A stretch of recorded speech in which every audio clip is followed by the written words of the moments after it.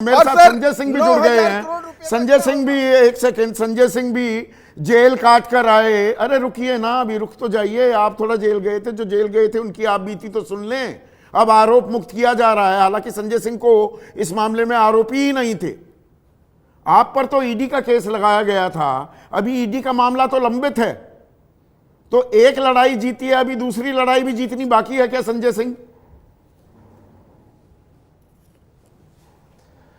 देखिए, excise policy में जो मुख्य मामला दर्ज किया गया था वो सीबीआई की ओर से दर्ज किया गया था, और आज सीबीआई की अदालत से जो ये फैसला हुआ है, ये फैसला इस बात को साबित करता है कि देश के प्रधानमंत्री ने और गृह मंत्री ने एक गहरी साजिश रच के, एक षड्यंत्र के तहत, तानाशाही प्रवृत्ति के तहत, उनकी जो सोच है तानाशाही वाली, उसके कारण से एक ईमानदार मुख्यमंत्री को, एक लोकप्रिय मुख्यमंत्री को जो जनता के हित में काम कर रहे थे, एक योग्य शिक्षा मंत्री को, एक ईमानदार शिक्षा मंत्री को जो शिक्षा के लिए काम कर रहे थे, उनको उठा के जेल में डाल दिया।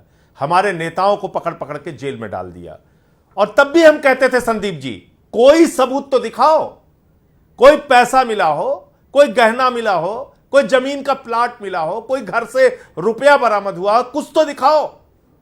तब भाजपा चिल्ला चिल्ला के कहते थे, अरे बहुत भ्रष्ट है, सारी ट्रेन मिटा दी, सारे सबूत नष्ट कर दिए। बहुत सबूत। मैं यही तो इस सवाल का जवाब मनीष सिसोदिया ने भी नहीं दिया। आप चाहते रहे, आपने सब कुछ मिटा दिया।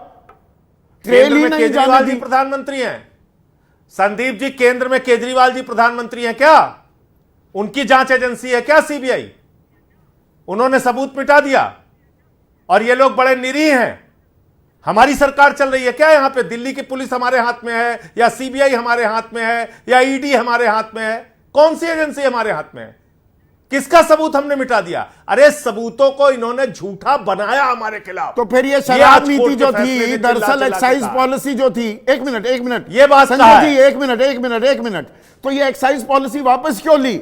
अगर एक्साइज पॉलिसी बिल्कुल साफ थी, दूध में कुछ काला नहीं, दाल में कुछ काला नहीं था, दूध में मक्खी नहीं थी, तो ये एक्साइज पॉलिसी वापस क्यों ली थी आपने? ये भाजपाई कहे तो समझ में आता है।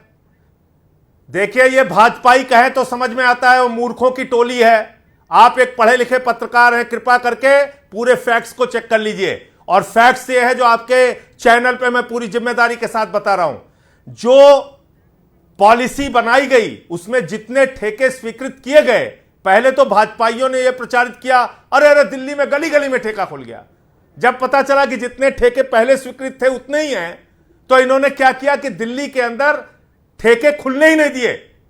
यह रिकॉर्ड उठा के चेक कर लीजिए, उस समय के कागजात पड़े होंगे।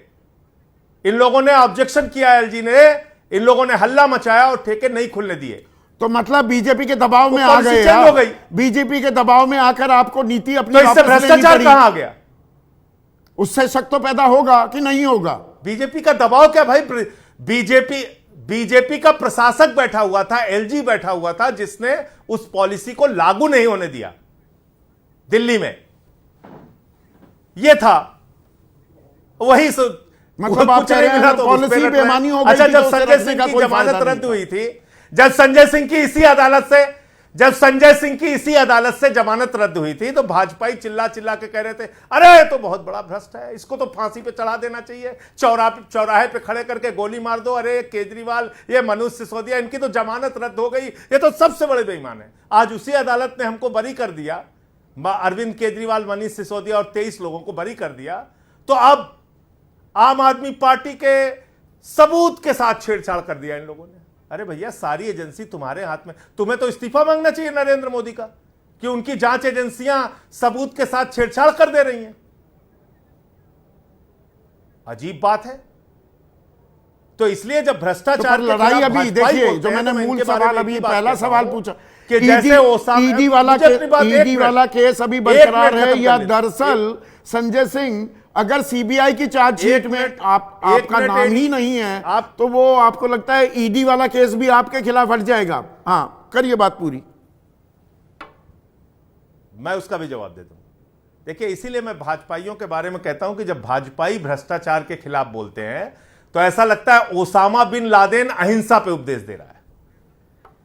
देश में भ्रष्टाचारियों के सरदार हैं देश के प्रधानमंत्री हेमंत बिस्व शर्मा, मुकुल राय, शुभेंदु अधिकारी, नारायण राणे, येदुरप्पा, शिवराज सिंह चौहान, कितने नाम गिनाऊं आपको? बड़े बड़े भ्रष्टाचारियों को गले लगा के अपने साथ मिलाया इन लोगों ने। देश का सबसे बड़ा इनका जो गहरा दोस्त है अडानी, उसके नाम क्या क्या नहीं अलॉट कर दिया। ये गाय काटने वाली कंपनी से चंदा लेने वाले लोग हैं संदीप जी, ये भ्रष्टाचार खिलाफ बोलते हैं।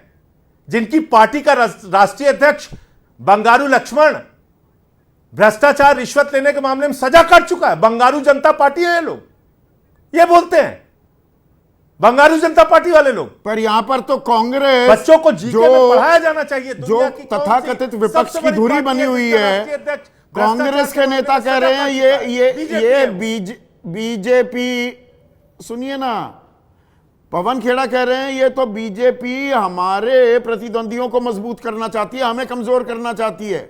ये अभयदान दे दिया है केजरीवाल को, आम आदमी पार्टी को, कि जाओ जी पंजाब में सरकार बरकरार रखो, अगले साल चुनाव होने वाले हैं, गुजरात में भी कुछ करो, कांग्रेस को कुछ मत करने दो।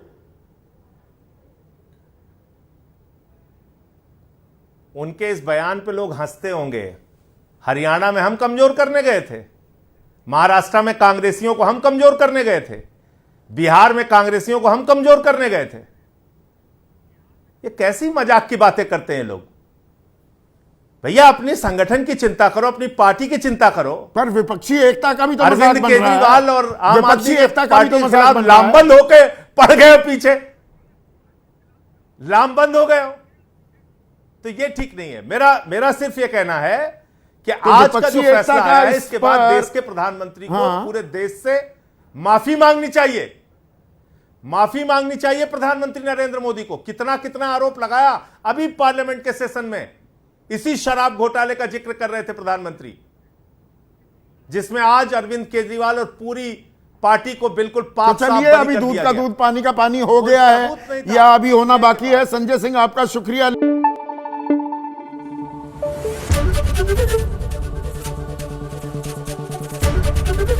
एबीपी न्यूज आपको रखे आगे।